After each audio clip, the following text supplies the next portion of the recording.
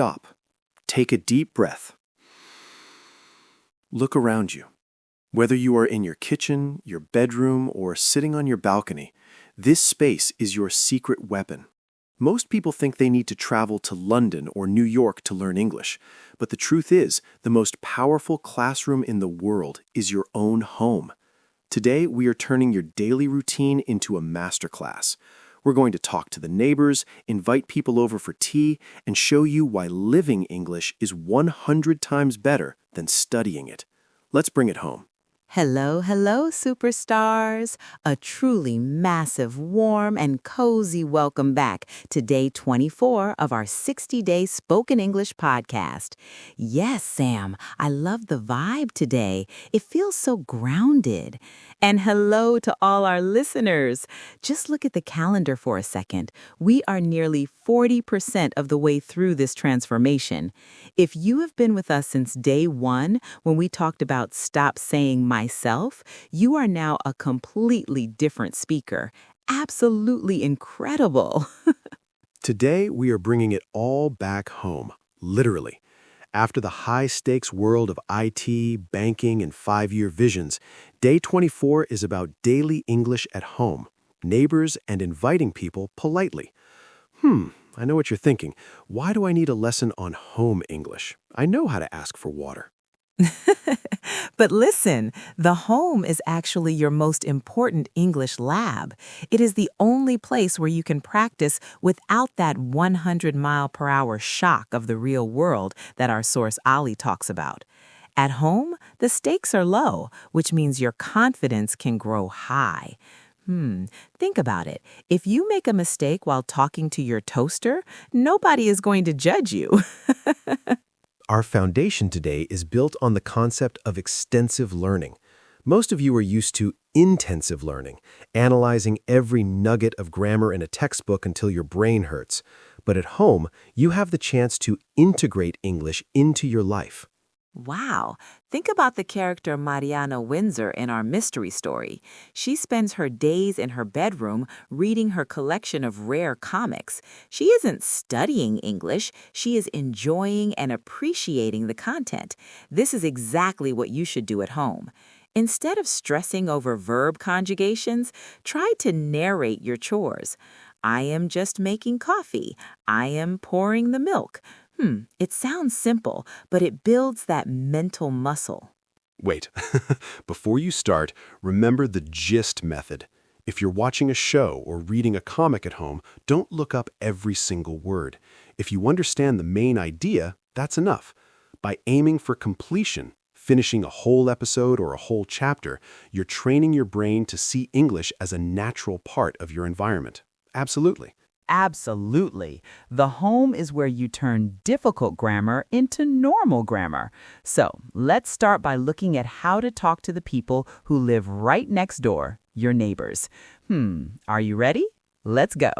Let's step outside the front door for a moment. Neighbors are a unique category of people. There aren't quite strangers, but they aren't always best friends either. This means we need a mix of informal greetings and polite small talk. Let's look at dialogue 1-2. Jane sees Helen and says, "Hi, Helen, how's it going?" Wait, did you hear that I sound and hi? It's extended, hi, to show that Jane is genuinely pleased to see her neighbor. It's not a robotic hi, it's warm. And how's it going is the perfect informal way to say, how are you? When your neighbor responds, look for the rising intonation. Helen says, fine, thanks. And you?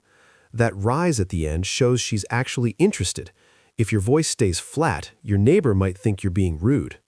A very common question for neighbors is, where are you off to?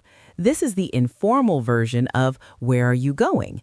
Notice the falling intonation here because it's an information question.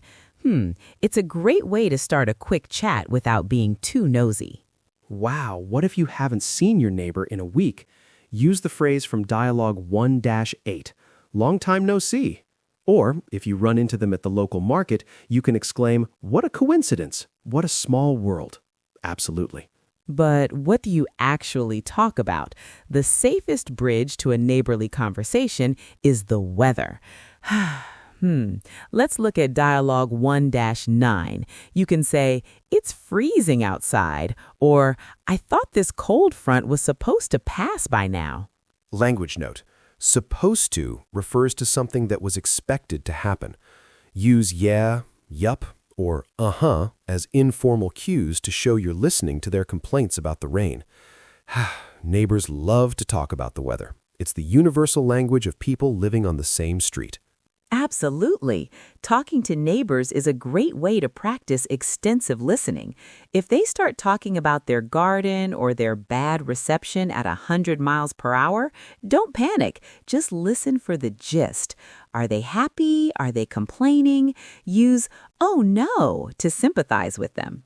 In our story, Artur, the gardener, is a neighborly figure. He's tall and slim and very trustworthy. When talking to someone like Artur, you might use simple, friendly questions like, "How are the plants doing today?" Or, "Would you mind helping me with this, please?" Speaking of helping and inviting, that's our next big hurdle. Let's move into the art of the invitation. Wow, I'm getting excited just thinking about hosting a tea party. Inviting someone politely is where most students get tongue-tied. You want to ask a neighbor for coffee, but you're afraid of sounding too pushy or making a grammar mistake. Our sources give us the perfect politeness playbook. Number 1, the "I was wondering if" strategy. In dialogue 1-6, John doesn't say, "Go to a movie with me." He says, "I was wondering if you'd like to go to a movie tonight." Wow, look at that structure. "I was wondering if you'd like to" is a polite and indirect way of asking. It shows you are not overly confident or bold, which makes the other person feel more comfortable. It gives them space to say no if they are busy. Absolutely. Number 2, the "how about" suggestion. In dialogue 3-3, Julie suggests, "How about playing a board game?" How about is a tentative suggestion. You're introducing an idea, but you don't want to sound too strong. How about coming over for coffee? Or how about a game of cards sometime? The formal "would you mind." If you are inviting someone more senior, like Professor Austin, use "would you mind stopping by for a chat?" Remember, "would you mind" is always followed by an ing verb. It's a subtle rule, but it makes a huge difference in how professional you sound. And number 4, the surprise party context. When you invite someone to a party, give them the gist of the time. You can say, "It starts at 7:15, or "Try to be there by 7:30." Absolutely. When someone accepts your invitation, they might say, "Sure, I'd love to," or "Sounds great." If they thank you, you can respond with, "Don't mention it," "No problem," or "Happy to help." But what if they say no? In dialogue 3-7, Gary says, "I think I'd rather get a dog." Using "I'd rather" is a polite way to turn down an idea while offering a preference. If a neighbor can't come over, they might say, "I'd rather do it next weekend." No problem. It's not a rejection. It's just a schedule conflict. Wait, let's do a role-play simulation between Natalie and her neighbor, Mrs. Gable. I'll be Mrs. Gable, and Ishani, you be Natalie. Hi, Mrs. Gable. How's it going? Oh, hi, Natalie. Fine, thanks. It's freezing outside, isn't it? I thought this cold front was supposed to pass by now. I was just making some tea. I was wondering if you'd like to come in for a cup. That's very kind of you, but I'm off to the post office before it closes. Oh, I see. No problem. How about we grab coffee this weekend instead? Sounds great. I'm a big fan of that new cafe near the park. Perfect. Talk to you later. Wow, did you hear that? Natalie used "how's it going," "supposed to," "I was wondering if," and "how about." She didn't get tongue-tied because she used these Lego block phrases. She focused on the gist of being a good neighbor. Absolutely. And let's not forget the home lab narration we mentioned. This is my favorite part. When you are alone, you can be as silly as you want. I am now opening the fridge. I have no eggs. I guess I'll have cereal. It sounds funny, but you're training your mouth to move without thinking. You're overcoming the 100-mile-per-hour shock by creating your own 5-mile-per-hour environment. Think about Lawrence Windsor and his speech. He says, "I sincerely hope that they bring happiness to everyone." Your home English practice should bring you happiness too. Don't make it a chore. Enjoy the process. Absolutely. When you live the language, your proficiency gradually emerges. You don't wake up one day and say, "I am fluent." You wake up and realize you just chatted with your neighbor for 10 minutes without panicking. That's the real victory. We have reached the end of day 24. Yes, today we learned that the home is our best practice lab. We mastered the high extension, the weather bridge, and the "I was wondering if" invitation technique. I hope you're feeling a little more connected to your surroundings now. You aren't just an English learner. You are an English speaker in your community. Absolutely. Here is your day 24 challenge.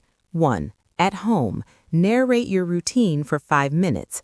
I am just making breakfast. I have to wash the dishes. 2. With a neighbor, practice the greeting. "Hi, long time no see. Where are you off to?" 3. The invitation. Invite a friend to do something this weekend using, "I was wondering if you'd like to."